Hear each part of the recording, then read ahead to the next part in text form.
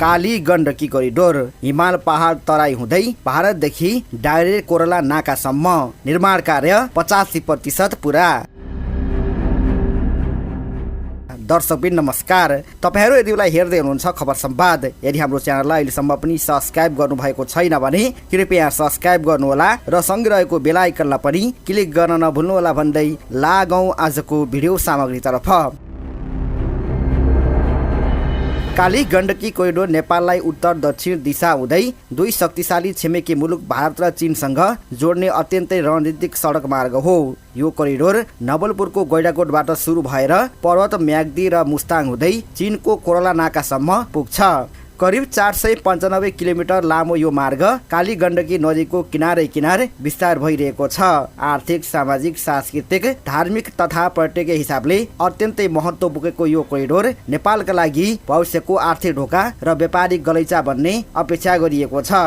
यही कारण यसको निर्माणलाई सरकारले 2075 सालदेखि राष्ट्रिय गौरवको आयोजनामा स्वीकृत गरेको हो। कालीगण्डकी कोरिडोरले तराई पहाडी हिमाललाई मात्र जोड्दैन, चीन र भारत बीचको व्यापारिक प्रवाहलाई नेपाल मार्फत सुचारू गराउने निर्दिष्ट लक्ष्य पनि बोकेको छ।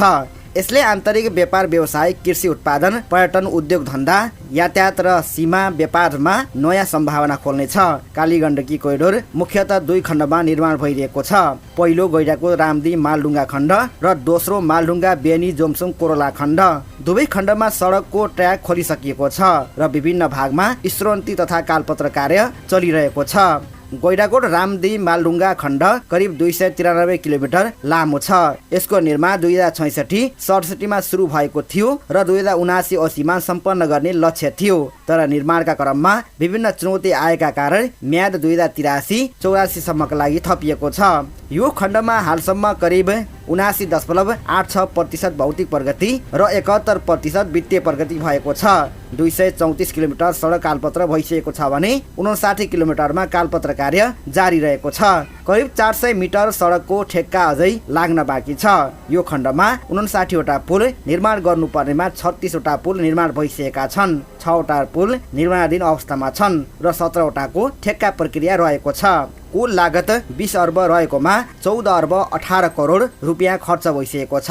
आयोजना कार्यालयका अनुसार कालीगण्डकी विश्वका गहिरो खोज मध्ये एक भएकाले भौगोलिक चुनौती अधिक छ। पहिरो, ढुङ्गा खसेर बाटो अवरुद्ध हुने समस्या, कठिन भिडालो भूभाग र नदी कटानको निर्माण ढिलो भएको छ। पहिरो प्रभावित क्षेत्रमा नयाँ प्राविधिक विधि लागू गर्नुपर्ने भएकाले अध्ययन टोली तयारीमा रहेको आयोजनाले बताएको छ। दोस्रो खण्ड मालढुङ्गा बेनी जोमसुङ कोरला खण्ड हो, जसको लम्बाइ करिब 202 किलोमिटर छ। पर्वत म्याग्दी र मुस्ताङ हुँदै चीनको कोरला नाकासम्म पुग्ने यो मार्ग 2073-74 मा निर्माण सुरु भएको हो। यो खण्ड 2081-82 मा सम्पन्न गर्ने लक्ष्य थियो, तर बजेट अभाव, विभिन्न प्रशासनिक प्रक्रिया, पहिरो, नदी कटान र भूमि क्षतिपूर्ति जस्ता कारणले काममा ढिलाइ भएको छ। हालसम्म यस खण्डको भौतिक प्रगति करिब 85% र वित्तीय प्रगति 81.60% पुगेको छ। कुल 202 किलोमिटरमा 87 किलोमिटर ग्राभेल, 81 किलोमिटर कालपत्र भइसकेको छ भने बाँकी सडकमा स्रोन्ती र अन्य संरचनात्मक कामहरू भइरहेको छ। यस खण्डमा कुल 26 वटा पुल निर्माण गर्नुपर्नेमा 15 वटा तयार भइसकेका छन् र 6 वटा निर्माणाधीन अवस्थामा छन्। सुरुमा लागत 10 अर्ब 57 करोड अनुमान गरिए पनि पछि बढेर 15 अर्ब रुपियाँ भन्दा बढी पुगेको छ। हालसम्म करिब 8 अर्ब 20 करोड खर्च भइसकेको छ। यस खण्डमा भौगोलिक चुनौती अत्याधिक छ। मुस्ताङ क्षेत्र सूक्ष्म पहाडी भूभाग भएकाले हिउँदमा चिसो, गर्मीमा धुलाम्ने अवस्था छ र वर्षायाममा पहिरो, नदी कटानको कार्य अवरोध गर्ने गर्दछ। साथै सरकारी र अदालतको आदेशले नदीजन्य निर्माण सामग्री सङ्कलनमा रोक लाग्दा निर्माण ढिलो हुने गरेको छ। स्थानीय बासिन्दासँगको क्षतिपूर्ति विवाद, अनियन्त्रित रूपमा शाखा सडक निर्माण, भू बनावट कमजोर हुनु र आवश्यक ठाउँमा सडक क्षेत्र क्लियरिङ सुचारू नहुनु प्रमुख समस्या मानिएका छन्। कालीगण्डकी कोरिडोर केवल सडक परियोजना मात्र होइन, यो भविष्यको आर्थिक इन्जिन पनि मानिन्छ।